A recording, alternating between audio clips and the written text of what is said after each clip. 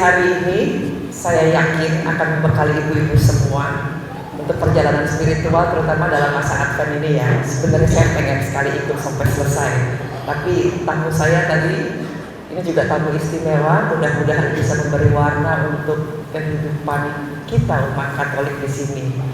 Jadi sedikit cerita saja, saya lagi menyambut seorang peka dan dadong dari Swiss yang mereka ini pergi keliling dunia. Bali ini adalah negara keempat, dan sekian lama opa dan oma ini tuh bekerja sama dengan sebuah yayasan di Solo, yaitu Akademi Teknik Mesin Industri Santo Mikael, punyanya Romo Yesuit, mungkin ada yang pernah kenal ya. Jadi mereka berdua nih sengaja naik kereta sampai ke Tampang, tadi pagi dijemput sama anaknya Budatus ya, terima kasih juga. Terus dibawa ke Palaksari. Besok pagi kami akan menyusuri Pantai Barat. Mudah-mudahan bisa bawa ke sini juga, Romo. Pastilah harus. Ya, mudah-mudahan. Kalau sudah lewat di sini harus bawa ke sini. Iya, karena mereka tertarik sekali dengan sebuah cerita. Kok ternyata Bali banyak orang Katoliknya ya, gitu ya. Mereka sendiri tidak beragama seperti kebanyakan orang Eropa pada saat ini, rata-rata agnostik. Tapi bukan berarti mereka tidak punya hati yang baik. Jadi ini sedikit cerita, mudah-mudahan juga bisa memberi inspirasi bahwa setiap dalam perjalanan hidup kita ada aja ceritaan.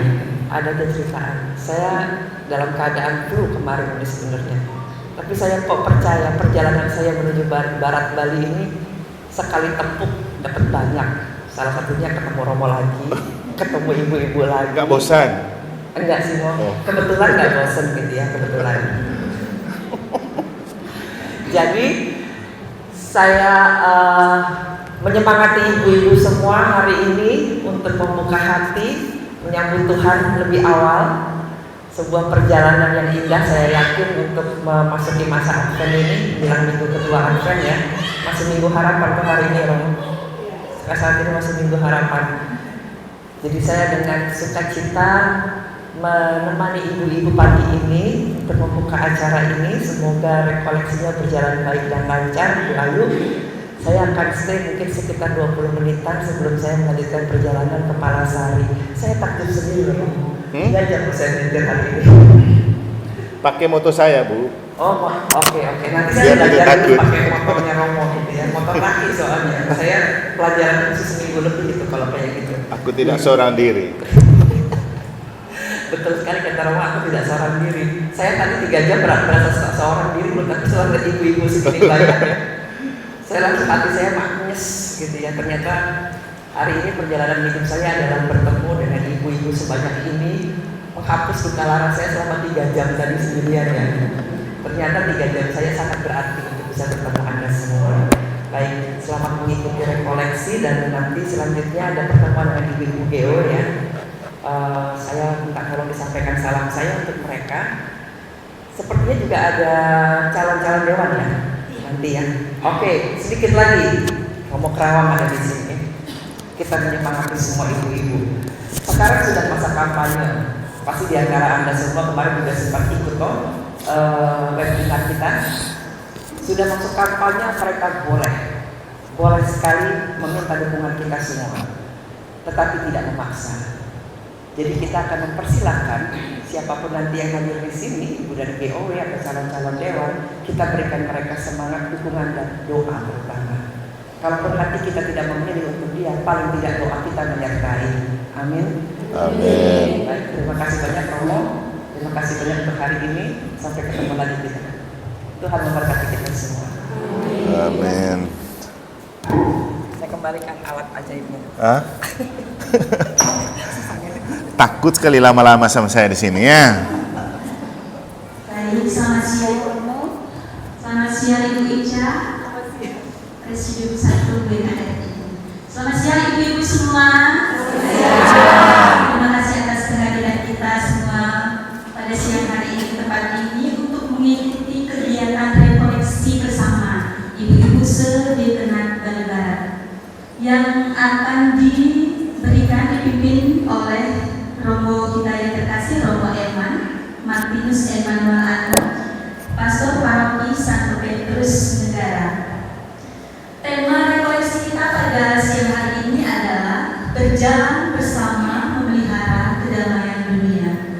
Untuk itu selanjutnya waktu kami sepenuhnya serahkan kepada Romo. Kita buka rekoleksi ini dengan lagu pembuka daripada bakti nomor 324.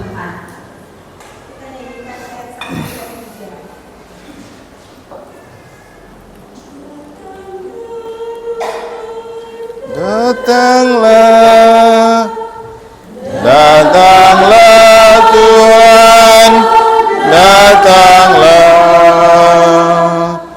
datanglah Tuhan, datanglah, oh Tuhan, datanglah,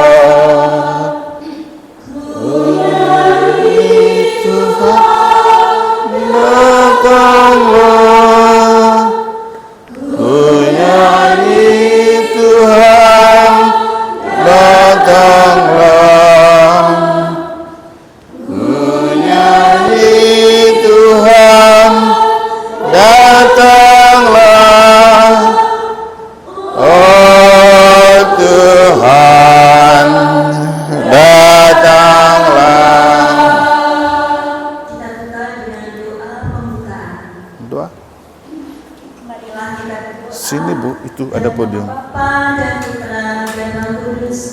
Amin. Ya Allah Bapa di surga, kami bersyukur kepadamu karena pada siang hari ini kami boleh berkumpul bersama untuk mengikuti kegiatan rekoleksi bersama ibu-ibu WKRI Sedekenat Bali Barat menjelang Natal. Semoga rekoleksi ini berjalan lancar sampai dengan akhirnya nanti. Semuanya ini kami mohon dengan perantaraan Kristus Tuhan kami. Amin. Bapa kami yang ada di surga, dimuliakanlah namamu, datanglah kerajaanmu, jadilah kehendak-mu di atas bumi seperti dalam surga. Berilah kami rezeki pada hari ini, dan ampunilah kesalahan kami, seperti kami pun mengampuni yang bersalah kepada kami. Dan janganlah masukkan kami ke dalam pencobaan, tapi bebaskanlah kami dari yang jahat. Amin. Tuhan bersamamu. Kita dan kegiatan rekoleksi ini, seluruh harapan dan cita-cita kita untuk membangun dunia melalui WKRI dilimpahi oleh berkat Allah yang Maha Kuasa, Bapa dan Putra dan Roh Kudus. Amin. Oke, selamat pagi semua. Apakah ibu-ibu segar karena melihat saya atau karena melihat Ibu Ica? Jujur. Ketika kita menyanyikan lagu Datanglah Tuhan, Datanglah Tuhan, sudah lebih dahulu mengirim Ibu Ica datang. Kalau kita di Sinode 5 itu kan sering saya bilang ada satu istilah yang sangat tren dan viral, titik magnetik. Daya pikat apa yang kita miliki supaya kita memikat dunia dan dunia merasa terpikat dengan kita. Rasanya WKRI belum punya titik magnetik kalau Ibu Ica belum datang kan. Setelah Ibu Ica datang, semua terhenyak, terdiam, dan seolah-olah sang juru selamat itu hadir dalam dirinya Ibu Ica. Benar kan Ibu-Ibu WKRI? Soalnya dari tadi mereka kalau melihat saya kan sudah biasa. Mungkin juga sudah agak membosankan, tapi melihat Ibu Ica membuat mereka tergirang-girang. Jalannya tujuan di Kepala Sari. Berarti bukan kamu yang menjadi tujuan Ibu Ica. Tapi itu rencana manusia. Ketika Tuhan punya rencana lain, Tuhan membelokkan dan membuat Ibu Ica itu sebentar kecantol di sini. Sehingga kata Nabi Yeremia itu benar, jalanmu bukan jalanku, rancanganku bukan rancanganmu. Memang tujuannya ketemu ibu yang tua. Dari mana itu? Tapi daya pikat ibu-ibu muda jauh lebih hebat untuk memikat Ibu Ica. Tapi saya tidak terpikat dengan ibu-ibu muda ini. Kenapa? Saya lebih suka mereka terpikat dengan bahan yang saya bawakan daripada kepada saya. Karena yang lebih penting itu materinya, bukan romonya. Oke, kan namanya berjalan bersama. Bapak Ibu, oh ada bapaknya. Maka saya mengajak kita untuk berjalan bersama mulai dari nol. Artinya, saya tidak ada waktu untuk menyiapkan bahan sebenarnya, karena kegiatan terlalu padat. Ini aja tadi baru pulang misa pemberkatan dan hari ulang tahun salah satu umat. Tadi malam saya misa 2 kali. Sebelumnya saya melihat kembali bahan rumusan sinode. Tapi kita tetap percaya, seperti Ibu Ica berjalan ke Palasari, lalu Tuhan membuat dia belok ke sini untuk mampir bersama kita. Ya, intinya ketika dalam kondisi kejepit, rahmat itu bekerja lebih besar, kan? Gitu kata Romo Marianto, Dr. Marianto waktu itu orang Gumbri, ketika memberikan bahan. Dia bilang, saya itu kepepet waktu untuk menyusun dan membuat penelitian untuk umat di Denpasar, tapi justru dalam kepepet, rahmat bekerja lebih besar. Maka karena kepepet, makanya rahmat bekerja lebih besar. Tadi itu beberapa menit saya pending itu saya coba susun-susun, tapi sebelum kita lihat ke sana, mari kita menyusun bersama. Namanya saja berjalan bersama, memelihara. Saya tulis di sini, berjalan bersama, memelihara. Kedamaian itu perdamaian itu. Kenapa bukan perdamaiannya?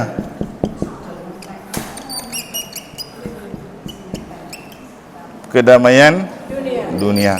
Nah, ini pertanyaan pertama. Kenapa bukan perdamaian tapi kedamaian? Bedanya ada di mana?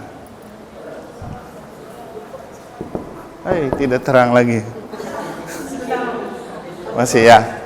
Bedanya antara perdamaian dan kedamaian itu di mana? Nah, Ibu Ica juga baru berpikir. Nah, berpikir dulu. Kalau kita tidak sadari itu, maka tidak ada gunanya kita ambil tema ini. Apa? Coba. Kedamaian itu yang diusahakan. Terus perdamaian itu? Kata benda. Iya ya, enggak sama-sama kata. Macamnya PBB, Perserikatan Bangsa-Bangsa untuk Perdamaian Dunia. Susah juga membedakannya. Tapi mungkin begini, perdamaian itu ruang lingkupnya lebih luas. Itu sebuah kata benda untuk membuat suatu situasi damai itu ada. Ya, perdamaian itu kurang lebih perjuangan untuk berdamai. Tapi kedamaian itu lebih pada kita yang menjadi subjek untuk membuat damai itu ada. Maka cocoklah kalau temanya pakai kedamaian, karena kita yang menjadi subjek yang berpartisipasi aktif. Begitu kata Bapak Uskupnya. Kalau berpartisipasi jangan lupa aktifnya. Kalau berpartisipasi tanpa aktif itu tidak ada gunanya. Maka ketika kita berjalan bersama untuk kedamaian dunia, maka nomor 1 kedamaian itu kita yang perjuangkan. Dan memang benar, karena ketika Yesus lahir sebagai Raja Damai, kita yang mengambil bagian dalam Raja Damai itu menjadi agen-agen kedamaian. Maka WKRI diharapkan sebagai agen kedamaian bagi dunia. Ada beberapa pokok pikiran yang ada di sini. 1, berjalan bersama. 2, memelihara. 3, kedamaian. 4, dunia. Pertanyaannya, siapa yang berjalan bersama? Apa itu berjalan bersama? Apakah sama antara berjalan bersama dengan jalan bersama-sama, atau bersama-sama berjalan, atau sama-sama jalan? Nah, ini bedanya, harus dibedakan. Ketika orang jalan sama-sama dalam kelompok gerak jalan, apakah itu disebut sebuah berjalan bersama? Nah, kalau maknai tema FGD dan Sinode, kita akan paham. Kalau orang jalan bersama dalam konteks gerak jalan, memang kelihatannya berjalan bersama, tapi mereka tidak berpikir sesuatu yang harus dicapai bersama. Yang penting jalannya rapi, dinilai bagus. Tapi apa isinya? Tidak ada, kan? Itu kalau jalan dalam arti gerak jalan. Kemudian ada lagi jalan bersama yang seperti orang pergi bertamasya, kan jalan bersama-sama. Apakah ada yang mereka pikirkan dalam perjalanan bersama? Belum tentu, karena mereka sudah terobsesi dengan pemandangan yang dituju. Lalu di sana nanti tidak ada yang dibahas. Apa yang kita maknai dari sini? Yang ada adalah foto-foto, dokumentasi. Kemudian kalau jalan sama-sama, misalnya kami dua sama Ibu Ica jalan sama-sama, apakah itu sebuah berjalan bersama? Enggak, itu namanya jalan sama-sama. Jadi kita akan lihat nanti apa yang dimasukkan dengan berjalan bersama. Kemudian memelihara. Coba ingat kata baik-baik kata ini, memelihara. Beda dengan membangun, beda dengan menciptakan. Memelihara itu artinya apa? Ya, seperti ibu-ibu memelihara anak. Kan bukan membangun anak namanya, tapi pelihara anak itu. Maka kalau kita bicara memelihara damai, tidak sama dengan membangun damai. Artinya, damainya sudah ada. Bagaimana damai itu tidak hilang dan binasa, itulah tugas kita dalam berjalan bersama.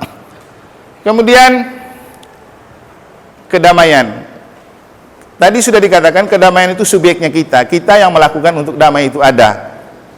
Karena kita ini agen-agen kedamaian, maka semakin kita berjalan bersama untuk memelihara kedamaian dari apa yang kita berikan sebagai bentuk partisipasi, maka tidak usah takut, pasti dunia damai.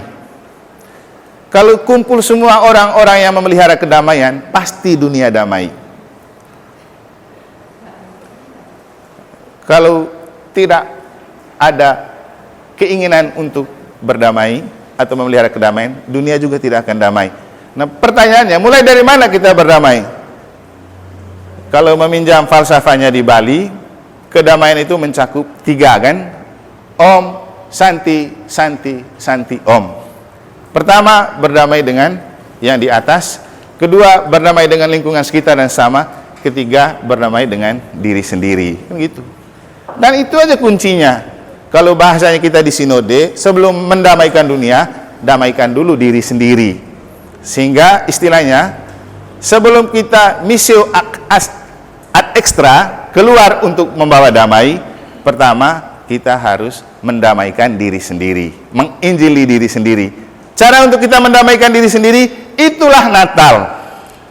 Natal itu kesempatan untuk Tuhan mendamaikan kembali diri kita dengan lahir sebagai Sang Raja Damai. Maka palungan utama untuk Natal adalah hati, menciptakan hati agar Sang Raja Damai lahir tinggal di hati dan hati kita menjadi damai. Lalu ketika hati damai, seperti yang pernah saya khotbahkan, kalau hati damai, kedamaian itu akan menjadi cahaya yang menerangi pikiran, perkataan, perbuatan. Karena kata Yesus, akar dari segala ekspresi manusia adalah hati. Kalau hati oke, semua akan oke. Hati oke, pikiran oke, kata-kata oke, perbuatan oke. Kalau hati punya kasih dan damai, otomatis ia akan berpikir tentang kasih, berpikir tentang damai. Berbicara tentang kasih, berbicara tentang damai. Berlaku tentang kasih, berlaku tentang damai. Maka nomor 1, damaikan hatimu sebelum kita mendamaikan dunia. Kalau hati-hati yang penuh damai ini berkumpul dan berjalan bersama, maka yang terjadi, dunia akan damai. Kenapa kita perlu memelihara kedamaian? Karena dunia kita sedang diambang, dan bukan diambang lagi, memang sedang di tengah kehancuran. Konflik ada di mana-mana. Di tingkat dunia ada perang antara negara. Di Gaza tidak pernah selesai. Di Indonesia pastilah tahun politik akan membuat kita berperang dan bertengkar dan akan ada konflik. Kadang-kadang saya berpikir begini secara politik, kan ini ada aspek politiknya, BKR ini kan ormas kan. Ketika nama-nama calon presiden keluar, orang sudah langsung bisa memilih, ini saya pilih itu. Bapak Ibu, kalau pemilih cerdas, orang tanya kepada saya, Romo pilih siapa? Saya bilang saya akan pilih ketika saya masuk di ruang pemilihan, saya tanda salib Bapa Kami Salam Maria, lalu saya coblos. Biarkan Tuhan yang menggerakkan, saya pilih siapa. Tapi kalau sudah kamu memilih sekarang, itu berarti kamu pemilih emosional. Karena tertarik dengan pribadi tertentu, bukan karena melihat situasi dan kondisi sekitar. Karena apa? Ya jujur saja kalau kita dianalisa secara politik, siapapun calon presiden itu boneka dari orang di belakangnya. Percaya nggak? Nomor 1, Anies dan Amin kan bonekanya Surya Paloh dan kawan-kawan. Nomor 2, siapa nomor 2? Prabowo dan Gibran. ya bonekanya Jokowi misalnya. Nomor 3 Ganjar dan Mahfud, bonekanya Megawati dan kawan-kawan. Jadi orang di belakang ini yang lebih punya kepentingan daripada mereka yang muncul di podium. Jadi mereka setir dari belakang. Maka sekarang kalau kita menjadi pemilih cerdas, bukan mereka yang dilihat, siapa otak di baliknya. Siapa yang paling negarawan di antara mereka yang ada di belakang? Ya, mungkin itu yang perlu dipilih. Itu baru dari lingkup Indonesia. Dari lingkup global ada namanya geopolitik. Geopolitik itu artinya keadaan geografis sekitar yang mempengaruhi politik kita. Dan menurut analisa para intelijen, ada 3 kekuatan besar yang bekerja di balik para calon. 1 Amerika, 2 Tiongkok, 3 Singapura. Ya, silakan searching sendiri. Di antara 3 ini siapa yang ada di belakangnya? Karena 3 kekuatan ini sama-sama punya kepentingan untuk mengambil kekayaan dari Indonesia. Tinggal kamu mau pilih. Pilih pemimpin yang memperkaya Indonesia atau memperkaya orang yang bekerja di balik mereka. Itu kalau pemilih cerdas. Makanya kalau saya sendiri, sebelum pemilu itu terjadi, saya belum pilih siapa-siapa. Daripada sekarang, sudah mulai menjatuhkan pilihan, itu yang bikin kita bertengkar.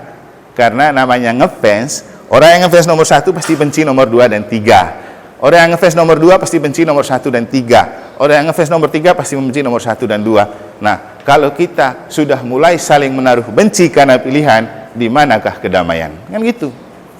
Akhirnya tidak akan pernah damai kita. Ketemu masanya nomor 1, kita sudah tidak senang. Pasti kita berdebat itu sampai bertengkar. Masing-masing membela. Kalau ini lebih bagus, enggak ada. Kalau menurut saya ketika mereka jadi calon, semua bagus. Itu kan putra-putri terbaik bangsa. Hanya sayangnya, yang muncul itu semua putra. Kasihan putri-putri ini ya. Mestinya ada sedikit salah satu dari antara mereka yang putri. Tapi kemungkinan putri-putri pilih yang belakangnya Megawati ya. Tapi sabar dulu, awas jeruk makan jeruk kan. Kadang-kadang bukan sesama perempuan yang mencintai perempuan. Pasti laki-laki yang lebih mencintai perempuan dan perempuan yang lebih mencintai laki-laki. Karena kalau sesama jenis pasti selalu bermusuhan dan bersaing. Nah, itu agak keluar sedikit. Tapi ini cerita-cerita untuk menunjukkan kepada kita, apapun kondisi di luar di dunia yang memang penuh dengan konflik, kita tetap menjadi agen-agen kedamaian. Dan tidak bisa kita berjuang sendiri untuk mendamaikan dunia, kecuali dengan kita berjalan bersama untuk memelihara. Seperti apa itu perjalanan bersama? Kita lihat kenyataan berikut. Sekarang saya ajak kamu untuk berpindah penglihatan dari papan ke era digital. Kan gitu, seperti pergerakan dunia kita dari kuno ke kecanggihan. Mulai dari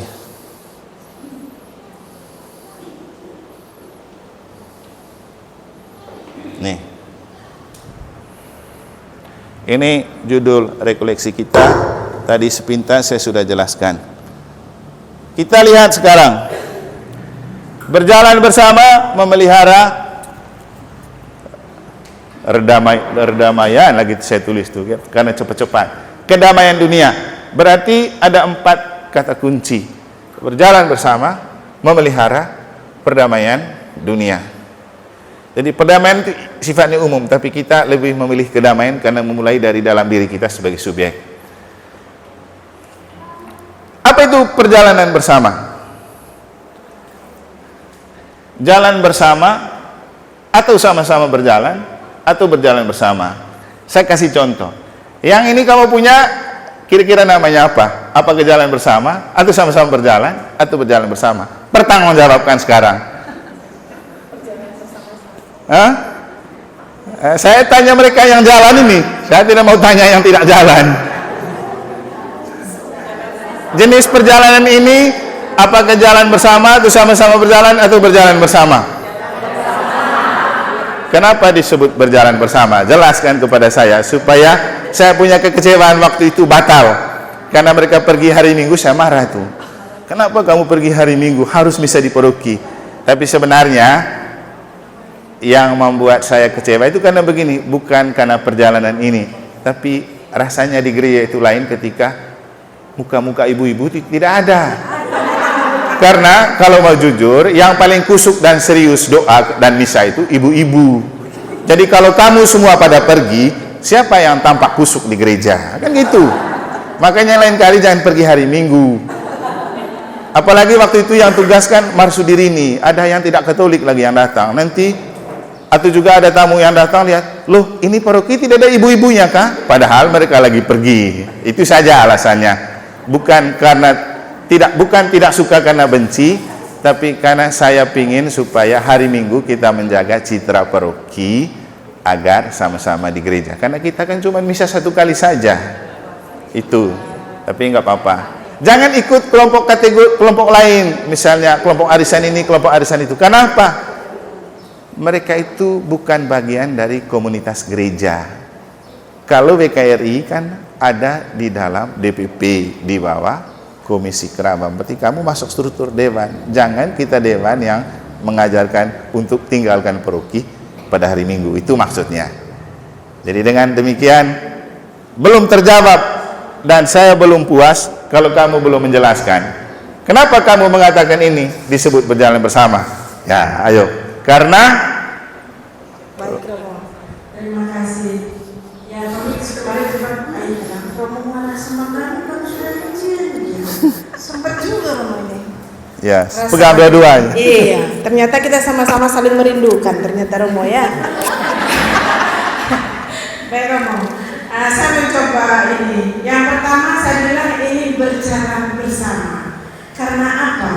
Karena konotasi yang pertama tadi Romo sudah jelaskan, berjalan bersama adalah konotasi yang baik. Kami di sini berjalan bersama untuk bersama-sama berdoa. Tapi yang pertama, siarah, kami menyebutnya ini bukan jalan-jalan sebenarnya Romo. Kami siarah rohani yang kebetulan di dalam program kerja kami memang ada siarah rohani plus jalan-jalan rohani. Tapi lebih kami tekankan pada siarah rohani karena kami juga tidak ada belanja kemana-mana. Kami hanya ke Gua Maria, kemudian misa di gereja, tetap memaknai Minggu menjadi wanita yang cakap itu Romo. Oh ya, sama bacaannya waktu itu ya. Sama Romo baca. Saya pikir di sini cakep, di sana cakep. Makanya Romo. Kemudian kami siaran ke Karmel. Tidak ada belanja, hanya sedikit belanja di minum anggur sedikit biar segar Romo. Di Karmel itu Romo. Jadi kami tetap siaran. Jadi kami bilang kami berjalan bersama, ikuti program kerja yang ada. Jadi kami rasa kami tidak keluar dari jalur, tapi ternyata yang kami pahami adalah mohon maaf sehingga sedikit mengecewakan Romo dengan tidak kehadiran kami di gereja. Begitu Romo, terima kasih. Tepuk tangan dulu untuk Ibu Ketua. Kan kesalahpahaman itu terjadi ketika kita tidak saling mendengar pemahaman gitu. Jadi sudah selesai dan saya cuma mau mengatakan begini. Ibu-ibu ketika mereka keluar paroki penampilannya aduhai. Kira-kira ibu sebagai bapak melihat anak-anak ketika mereka keluar penampilan yang ngeri-ngeri giliran ke gereja mereka ala kadarnya, kira-kira bagaimana? Padahal kita mau menjaga image paroki supaya siapapun yang datang kita selalu berpenampilan punya titik magnetik tadi itu. Setidak-tidaknya ketika orang lihat, "Wih mantap ibu-ibu WKRI negara." Jangan pada saat kamu pergi itu baru penampilan mantap. Di sini kamu hanya jual jajan dengan penampilan kemomos, kan tidak menarik gitu. Jadi tidak menciptakan daya pikat untuk mereka datang. Jadi, pokoknya perjalanan bersama itu kurang lebih seperti ini. Nanti saya menjelaskan lagi sebenarnya yang dimaksudkan dengan berjalan bersama dari gereja sinodal itu apa. Nanti kita lihat sama-sama.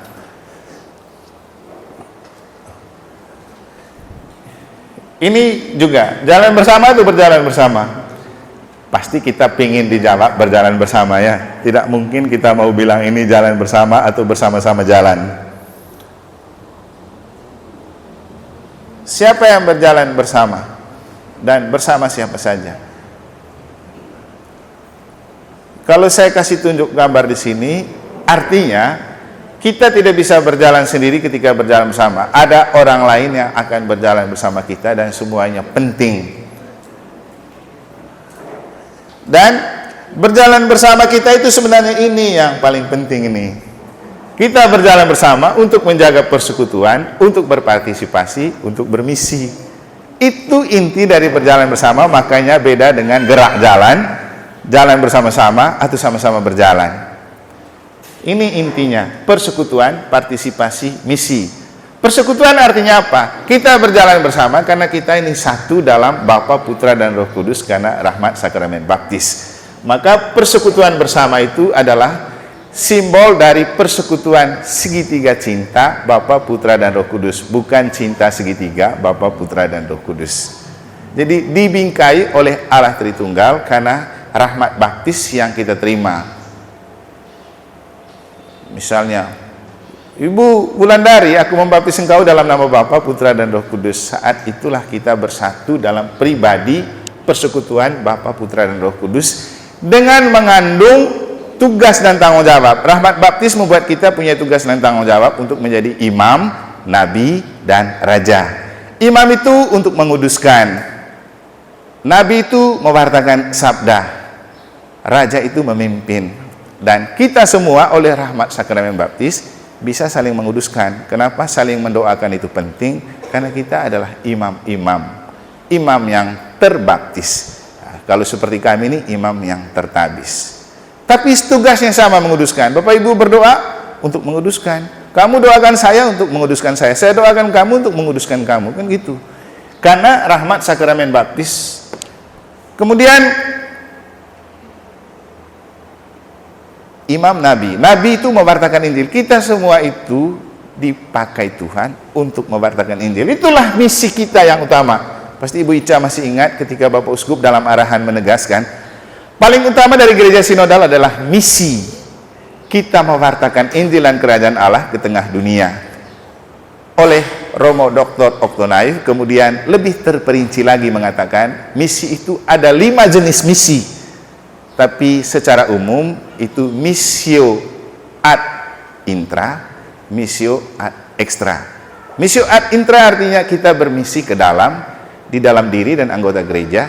Missio ad extra, kita keluar ke dunia, termasuk membawa perdamaian ke dunia, itu misi keluar. Tapi pesan Romo Surip selaku dosen kitab suci mengatakan, sebelum kita pergi bermisi dan menginjili dunia, injililah diri kita sendiri. Cara menginjili diri, makanya kalau bicara persekutuan, nomor 1 adalah persekutuan Ekaristi, komunio. Di situ kita bersatu, terima dari satu tubuh Kristus yang dipecah-pecahkan. Jadi itu namanya, kenapa disebut komunio? Karena kita bersama-sama menikmati satu tubuh Yesus yang sama, yang dipecah-pecahkan waktu anak domba. Jadi itu. Maka nomor 1, kita memulai persekutuan dari misa. Nah, waktu itu kan kamu misa juga toh, tapi bukan mulai dari misa, mulai jalan dulu.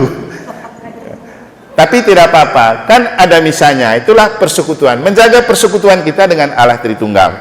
Lalu kesatuan cinta dengan Allah Tritunggal kita wujud nyatakan dengan berpartisipasi, mengambil bagian dalam apapun yang menjadi visi dan misi bersama. Misalnya kamu tadi BKRI mengambil bagian dalam atau berpartisipasi dalam persekutuan BKRI dengan bersiara rohani bersama-sama.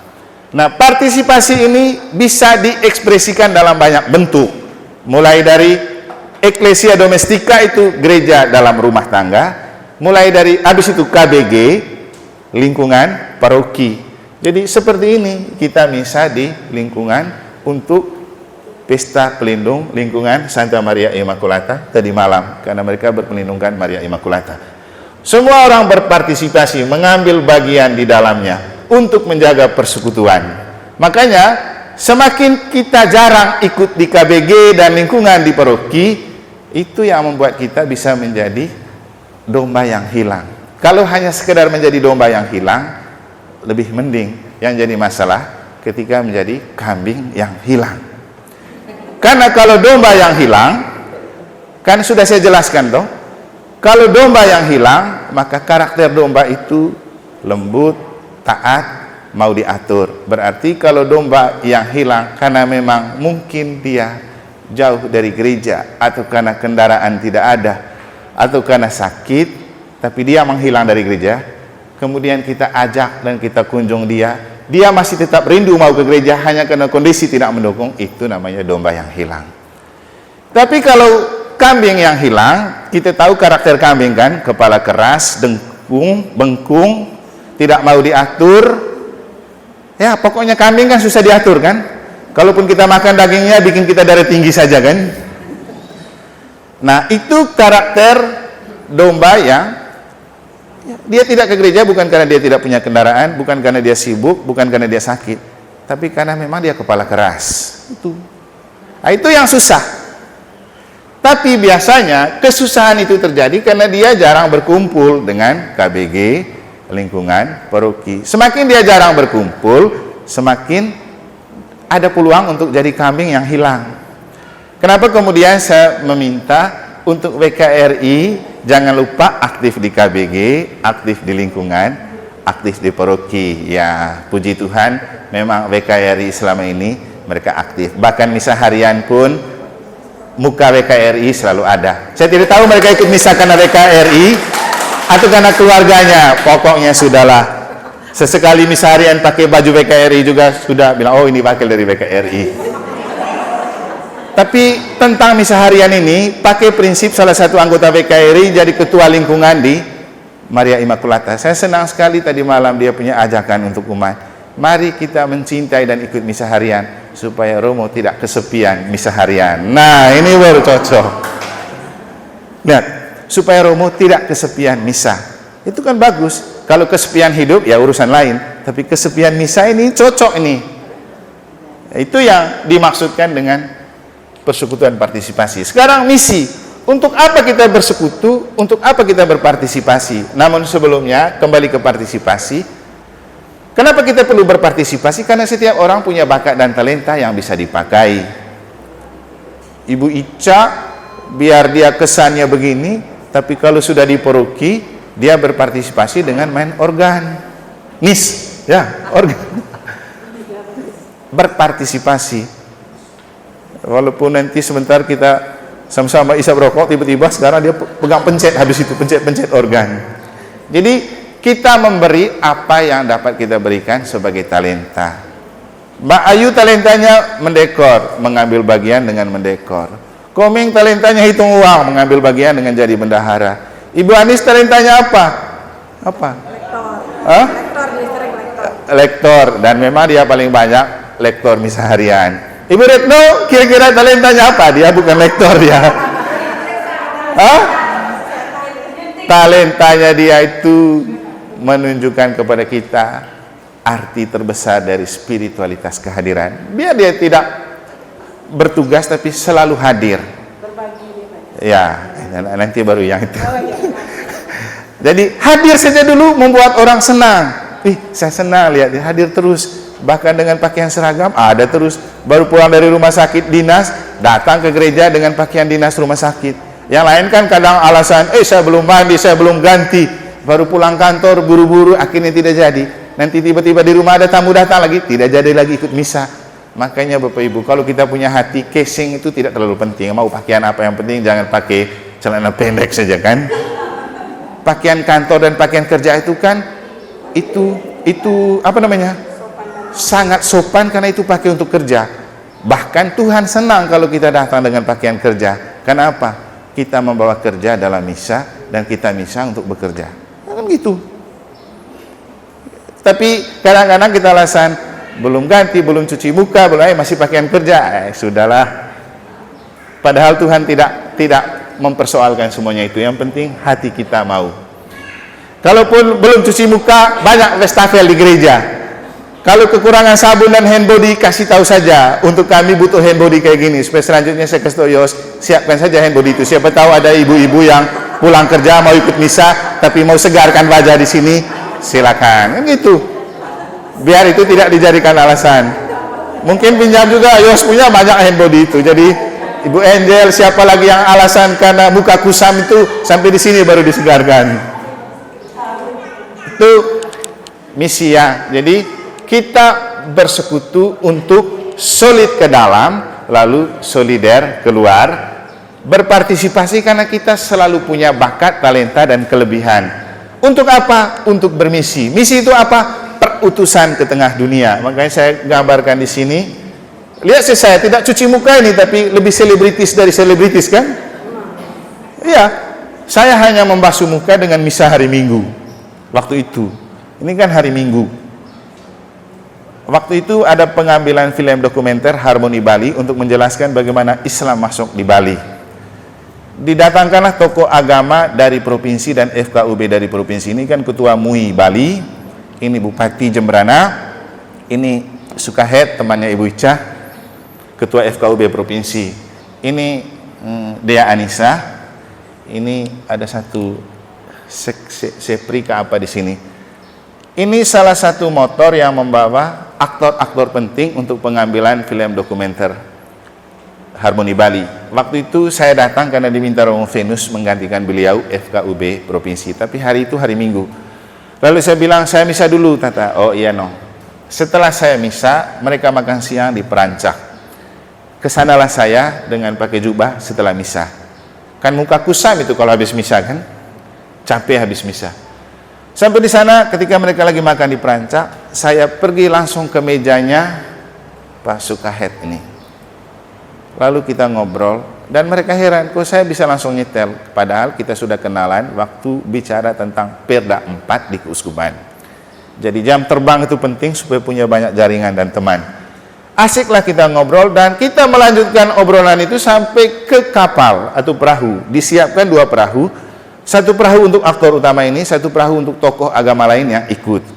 Saya karena asik ngobrol, saya ikut saja Pak Ketua FKUB Provinsi. Padahal itu bukan untuk saya motornya, tapi saya masuk saja. Begitu sudah sampai di dalam, baru kaget karena tokoh-tokoh ini dimintai dan diwawancarai untuk memberikan pandangan tentang kerukunan. Saya kan sudah kejepit di sini nih. Lalu saya datang sebagai patung gitu. Kemudian saya cubit-cubit sedikit di sini, bilang boleh juga saya bicara. Kemudian mereka berikan kesempatan saya bicara. Ternyata dari sutradara yang saya omong ini lebih berisi dan berbobot, maka selanjutnya saya dimintain pendapat. Ketika sutradaranya pulang, mereka telepon lagi saya dari Jawa. Romo punya bagian kita cut ya. Kenapa? Karena tidak masuk skenario. Saya bilang tidak apa-apa, karena bukan itu tujuan saya. Kan sudah viral juga kalau saya ikut di sini kan. Dan bahkan sampai terakhir saya yang mengomandoin mereka di perahu ini untuk buat pekikan-pekikan gitu, padahal saya muncul tidak terduga. Pada prinsipnya artinya gini, kita bermisi untuk membawa kabar baik kepada dunia, itu jangan lupa misa, ekaristi. Kan kata Yesus, aku mengutus kamu seperti anak domba ke tengah serigala. Supaya kita menjadi anak domba yang tampak empuk dan bikin serigala ngiler, tetapi dia tidak sanggup makan kita, makanya bekali diri dengan anak domba dalam misa. Kalau Yesus sudah ada di dalam diri kita, siapapun pasti takut menghadap kita. Apalagi kalau Roh Kudus sudah bekerja di dalam diri kita. Masih ingat kan Ibu Ica khotbah saya di sana waktu itu kan, waktu sinode hari kedua. Yesus bilang apa? Kamu akan dihadapkan di depan pengadilan dan pemuka dan kamu akan diadu dipersoalkan. Tapi Yesus bilang apa? Tapi jangan takut. Roh Kudus akan membantu untuk kamu berpikir dan berbicara supaya apapun yang kamu pikir dan kamu katakan tidak ada satupun lawanmu yang bisa membantah. Ada banyak pengalaman dalam hidup yang menunjukkan kalau Roh Kudus sudah bekerja di dalam diri kita, tidak usah takut, siapapun pasti akan takut dan takluk dengan kita. Karena bukan lagi kita, tapi Tuhan yang bekerja di dalam diri kita. PKRI nomor 1 itu Katolik. Maka Katolikkan dulu betul-betul diri kita sebelum kita bermisi. Jadi kita berjalan bersama untuk menjaga persekutuan dengan solid ke dalam, solider keluar, berpartisipasi, memberi diri dengan bakat, talenta dan apa yang kita miliki, seperti cara hidup jemaat perdana. Mereka sehati sejiwa memberikan apa yang mereka punya untuk membangun kebersamaan. Lalu ketika kita solid ke dalam, solider keluar, kita berpartisipasi dengan bakat dan kemampuan, kita pasti menjadi misionaris-misionaris dunia. Misi kita adalah membawa perdamaian. Tidak usah takut. Kalau ada damai di hati, pasti kita bisa mendamaikan dunia. Yang paling penting adalah jadilah domba yang mengubah masalah jadi rahmat. Dengar khotbah semalam di Maria Immaculata itu, mereka Mbak Ayu ikut. Jadi bagaimana mengubah masalah menjadi rahmat? Biar kita tidak kalah dengan Pegadaian kan? Pegadaian kan punya prinsip apa? Mengatasi masalah tanpa masalah. Padahal Pegadaian tidak ada Tuhannya, tidak ada Roh Kudusnya. Kita punya Tuhan, punya Roh Kudus, tapi sering terjadi kita orang Katolik membuat masalah yang tidak masalah jadi dipermasalahkan. Makanya tidak pernah ada damai. Padahal itu soal itu hal bukan masalah, tapi kita persoalkan itu besar-besaran, padahal sederhana saja. Maka yang terjadi adalah membangun masalah di atas masalah, bukan mencari solusi untuk sebuah masalah. Jadi bagaimana mengubah masalah jadi rahmat, itu yang kita pelajari dari perempuan seperti Maria. Maria melihat tawaran untuk mengandung dan melahirkan Yesus itu sebagai sebuah persoalan, karena dia tidak punya suami. Tapi bagaimana hal yang bagi dia itu persoalan diubah menjadi rahmat? Maka dia menyerahkan diri kepada Tuhan dengan mengatakan, aku ini kan cuma hamba Tuhan, terjadilah padaku menurut perkataanmu. Jadi membiarkan kehendak Allah terjadi, itu yang membuat masalah jadi rahmat. Sebaliknya, kalau kita menjauh dan tidak taat dengan Tuhan dan gereja, itu yang membuat hal yang bukan masalah jadi masalah. Contohnya perempuan atau wanita pertama, Hawa. Dalam bacaan kemarin mereka telanjang dan itu bukan masalah. Tuhan juga tidak mempermasalahkan. Jadi mereka hidup biasa. Ketika mereka sudah tidak taat dengan Tuhan, tidak dengar perintah Tuhan tapi dengar perintah iblis, setelah itu mereka malu dan mengatakan, kami malu ketemu Tuhan karena kami telanjang. Padahal telanjang itu sama saja kondisi yang terjadi dalam diri mereka. Lalu Tuhan bilang apa? Kenapa kamu sembunyi waktu saya datang? Kami malu karena kami telanjang. Tuhan bilang apa? Siapa yang bilang kamu telanjang? Jadi sebuah kenyataan yang bukan masalah jadi masalah untuk kita kalau kita tidak mau dengar Tuhan, kalau kita paksa kehendak, kalau kita egois ingin menang sendiri. Coba biarkan Tuhan menang. Kenapa kemudian saya selalu mengajak kita, kalau kita merasa sudah ada persoalan dalam hidup bergereja, banyak-banyak berdoa. Kita doa kepada Tuhan, siapa yang benar? Daripada kita saling membenarkan diri dan saling menyalahkan. Belum tentu kita yang menganggap diri benar di hadapan Tuhan. Dan orang yang kita persalahkan belum tentu salah di hadapan Tuhan. Karena memang faktanya terjadi. Seorang perempuan bersinah yang dipandang salah oleh orang ahli Taurat dan orang Farisi, justru di hadapan Tuhan dia benar kan? Benarnya apa? Bukan karena dia bersinah, tapi dia menyadari diri bahwa kalau dia orang berdosa, daripada ahli Taurat dan orang Farisi yang sebenarnya lebih berdosa menganggap diri paling suci dan benar. Siapa tahu yang makan ini perempuan jadi bersinah kan mereka juga kan, siapa yang tahu? Yesus tahu itu pasti mereka. Mau tahu kenapa itu? Tahu? Mau tahu Ibu? Tidak tahu. Itu rahasianya saya saja ya. Tapi begini, ketika Yesus pura-pura menunduk dan menulis di tanah, sebenarnya Yesus bertanya kepada alam. Alam ini kan saksi yang tidak bisa ditipu. Sebenarnya siapa sih yang membuat perempuan ini bersinah? Ya pasti Yesus menemukan ini, mereka ini. Mungkin saja mereka jadi agennya, atau mereka sendiri juga yang ikut di dalamnya. Makanya Yesus coba berkata, siapa di antara kamu yang merasa tidak berdosa, hendaklah ia yang pertama melemparkan batu. Kan tidak ada tuh. Berarti mereka dong, kan gitu logikanya. Ya sudahlah, semua orang pasti berdosa. Yang paling penting jangan memojokkan dan mempersoalkan orang lain berdosa, dan yang paling penting menyadari diri sebagai orang berdosa dan kita cari Tuhan. Itulah yang membuat wanita bersinah itu hebat di mata Yesus, karena dia tahu dia orang berdosa, dia cari perlindungan pada Tuhan. Kita ini sudah berdosa jauh dari Tuhan lagi, ini yang bikin masalah. Itu berjalan bersama. Sudah lama ini misi, contoh misi kita itu seperti ini. Kamu sudah membuatnya. Bagaimana menjadi sakramen politik, membawa keselamatan itu kepada dunia yang sedang tidak selamat. Jadi peduli dengan bencana ini juga kan membawa damai. Kita semua yang ikut waktu itu pasti sudah merasakan kan? Ada videonya sedikit.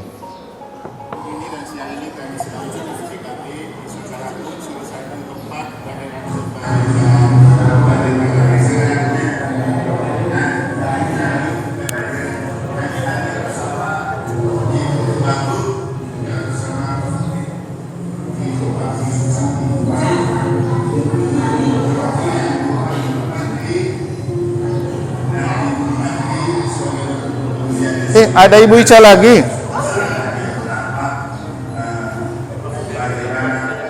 Oke, itu sepintas. Nanti kalau Ibu Wakil Bupati datang, pasangkan lagi saja ini supaya tahu dia bernostalgia. Kan ada beliau di sini.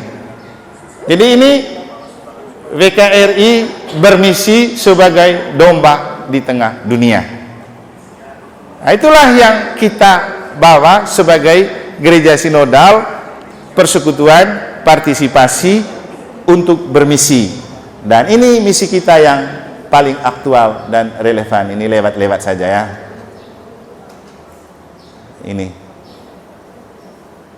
Ini misi kita, merasul atau tugas kerasulan dalam profesi dan ruang publik, apapun bentuk spiritualitas, membawa kerohanian kita kepada dunia. Saya lewat-lewat saja. Nah, ini kesaksian aktual dan relevan untuk kita ini. Bawa damai ke dunia. Kenapa perlu? Karena tema Natal Nasional tahun ini itu ini, kemuliaan bagi Allah dan damai sejahtera di bumi. Dan ini juga cocok dengan tema sidang tahunan KBI 2023, berjalan bersama menuju Indonesia damai. Indonesia akan damai, Allah makin dimuliakan, damai sejahtera ada di bumi kalau WKRI lebih dahulu berdamai dengan diri sendiri, menjadi agen kedamaian di dalam gereja, lalu kita bisa menginjili orang untuk membawa damai kepada dunia. Sekian dan terima kasih.